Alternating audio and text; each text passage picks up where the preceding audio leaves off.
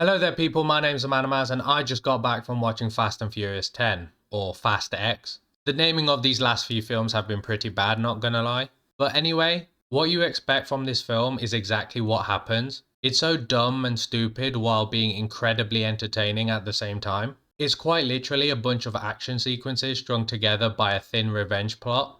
And not gonna lie, I quite enjoyed it. Like, time flew by when I was watching it, and I thought it was gonna drag on and on. But to be fair, it doesn't feel like that because they split the story into a final trilogy. So it does feel like an act has just finished instead of a film as a whole. I mean, it does end on a cliffhanger, so there's that. But I don't think you can end on a cliffhanger at the beginning of a trilogy. But we'll have to wait and see on that when the rest comes out. The action sequences are by far the best thing about this movie. They're so ridiculous but so much fun. Maybe it's just the monkey part of my brain, but seeing car crashes and explosions really keeps me entertained. And if you're like that, then you'll probably feel the same way. They do somewhat scale back the lunacy of the film. Like, they don't go to space or fight against a nuclear submarine, but there's still a massive bomb that rolls around Rome and basically destroys the Vatican. In fact, I was somewhat expecting superpowers to show up, as Dom can literally flip a car with one arm. And that was the whole point of Hobbs and Shaw. If you still haven't seen that, it's probably the second best Fast and Furious movie, probably behind the fifth one. And speaking of Fast 5, they heavily use this one as a base. I wouldn't say they retcon, but they certainly build on it, as Jason Momoa plays Dante and is the son of the main bad guy in that one. So they replay Fast 5 from a different angle to show where Dante was. Basically, it's his villain origin story. And to be honest, in terms of actual storytelling, it's the best thing about this movie. Jason Momoa, you can tell, is having fun with this role and stands out. He is more or less a diet Joker.